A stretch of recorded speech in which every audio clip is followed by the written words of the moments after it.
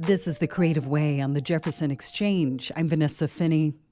In a renowned book called Custer Died for Your Sins, an Indian Manifesto, the historian Vine Deloria Jr. included an essay titled Indian Humor. In that essay, Deloria, who was a Standing Rock Sioux, talks about the so-called Indian jokes canon and wrote, quote, "One of the best ways to understand a people is to know what makes them laugh. In humor, life is redefined and accepted. Irony and satire provide much keener insights into a group's collective psyche and values than years of research do." On August 30th, the Ross Ragland Theater in Klamath Falls will offer insights into Native American culture and humor when they present Native Comedy All-Stars with 3 stand-up comics, Von Eaglebear, Gilbert Brown, and my guest today, California resident Mark Yaffee. I'll let him introduce himself with this clip from his act. It's embarrassingly big baby at birth. I weighed 11 pounds, 5 ounces. Worst part was 11-pound head, 5-ounce body. I was a globe on a Q-tip. But my mom had an easy delivery because I'm adopted.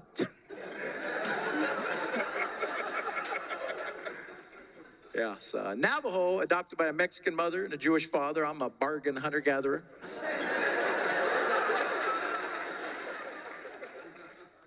So, Mark, welcome to The Creative Way. Vanessa, thank you for having me. And hello, Southern Oregon, Northern California, everyone out in your radio audience. Good to be on the show.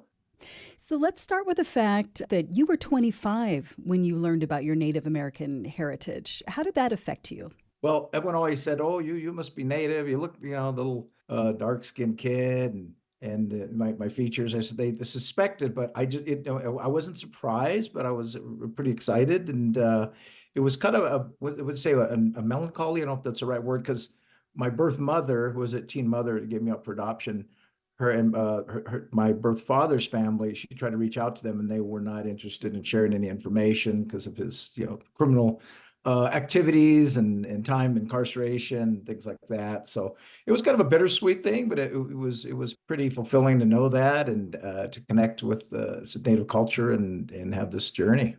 Did you embark on this whole learning journey?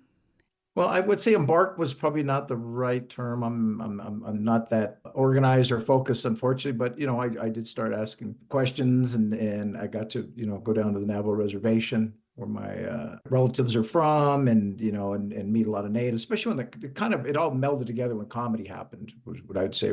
That transpired, and I met Von Eaglebear, was one of our other comedians on the show in Spokane, and we just hit it off. And Von's the Colville, Lakota, and we started talking like, oh, we should do a Native comedy tour, and I've always been a little bit of the fish out of water since I wasn't raised in the tradition, but geez, 20, 22, 23 years later on the road doing reservations and casinos and tribal events. You learn a lot by osmosis, and you certainly learn a lot by just the humor on the ground in Indian country, because it's true what Vine Deloria said. You learn a lot about the culture from the way the humor is presented and shared, and the ability to laugh through hard times and difficulties. And you weren't just a latecomer to your own heritage. You were sort of a latecomer to comedy. I think I read that you attended a workshop in your late 30s. Were you about 38 when you went to this workshop in Sacramento? What drew you to that? Basically, what happened was the short version is I was a DMV driving examiner in California. I used to give driving tests to new drivers, and I opened a driving school. I wanted to get out of the government work, and I started teaching defensive driver classes, and people, oh, you're really funny. They like my sense of humor.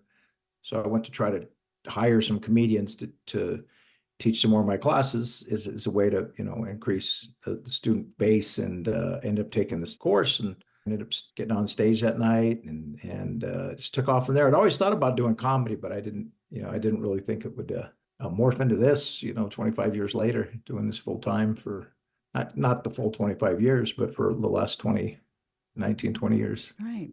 So let's hear another clip, and this one will talk about your experiences teaching people to drive.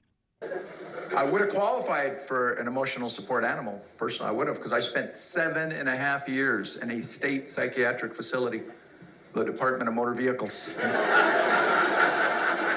I used to be a DMV driving examiner. I was the guy that gave you your test when you turned 16. Yeah. And a lot of you are still traumatized from that one time you took the driving test when you turned 16, 17. Try doing that 10 times a day for 7.5 years. I know I'm PTSD. So, what's your process for coming up with jokes? You're sort of an observational style. I am. I'm not a storyteller, that's for sure. I just think I was raised in that kind of that one-liner premise, setup, punchline. I try to pretty much just listen just when I'm out in public and just kind of spend some quiet time with my thoughts to try to let things percolate, especially after I've done like a week at a comedy club or a casino. Usually stuff will just start popping up, but I wouldn't say I have I'm not like the Jerry Seinfeld method where you're sitting down writing 5 hours a day, although that would probably be nice, if I did spend some more time, but I think it's a little more organic. I do try to write something every day, just if it's freehand, just freestyle whatever comes up on the page. But it's pretty much, I just try to be a little bit of a sponge and let it come to me because I know what's out there. Yeah. And looking at the big picture, comedy is a great way, writing about our experiences during the day. It's a great way to sort of process your own experiences. But just to zoom out a little bit, how do you see the role of comedy, maybe in general, and also Native comedy in particular? What's that role in society today? Well, in general, I think it's comedy's been a good overall, it's been a positive. We have some controversy over certain comics and topics and trends in comedy that have sparked a lot of friction. But overall, I think comedy's been a great unifier. And that's why I love doing stand up, especially when it's a Native theme show and non-Native show up. It's to see people, they think, there's still that stereotypes that persist of the stoic Natives, and they think people like Indians don't have a sense of humor and they're serious. And man, I haven't met collectively as a group. I've been around a lot of different ethnicities and cultures in my life. I've been fortunate to travel and stuff, and I think this Natives is their ability to just have fun and not take take things seriously, but at the same time, put a lighter perspective on these things to kind of get through it. So I think that I look at comedy as unifying. Some people say it's divisive and depends on the comic, but my goal is to get everyone to see at the end of the day, man, we all have that need to laugh. We all have that need to connect as human beings, no matter what our background is and our cultures. And I think laughter, I can't think of a better way to do it, at least for me personally. Wonderful. A reminder that you're listening to The Creative Way on the Jefferson Exchange. I'm Vanessa Finney, talking with Native American comedian, writer, actor, and podcast host, Mark Yaffee. Why don't you tell us about your podcast? Well, beyond it right now, my podcast, I've been on a little bit of a hiatus. It was called How Does That Happen?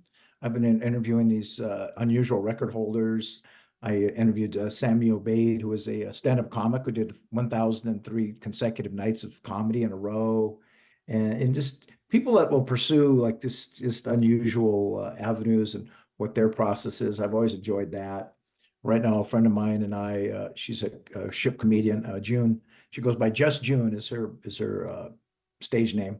We're working on a podcast about Alzheimer's and dementia because we both have parents that are dealing with that. And again, trying to put, people might say, well, that doesn't sound right. We want to put a little bit of a comedic look at what's going to such a serious subject and how you do, again, where pain, leads to comedy, and how you get through, such a debilitating disease for a loved one, and how you have to try to find some humor in it when you can, and share your adversity that you're going through, and hopefully help other people process that. Here's another clip from comedian Mark Yaffee. I'll tell you some tough people. We just worked in Duluth, Minnesota. I was there for New Year's Eve, minus 34 degrees. I'm from California. I get hypothermia in the shade. What's wrong with those people? I can never live anywhere where it's warmer inside my freezer than it is outside of my house.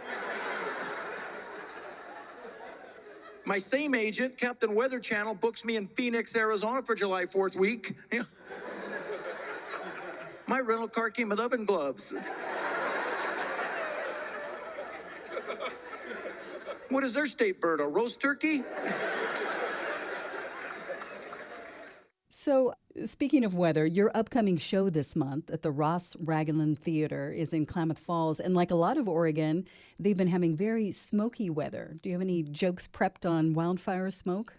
You know what? I need to work on something. I just did a show in Chinook winds. I drove up from Reno to Lincoln City, and just you do that diagonal cut across the state, and I needed a respirator and night goggles to get through some of that smoke. It was rough, but I know you guys are going through it this summer.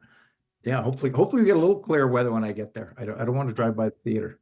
So, speaking of touring, you got into comedy late, but since you started, you've performed in 43 states and 11 countries.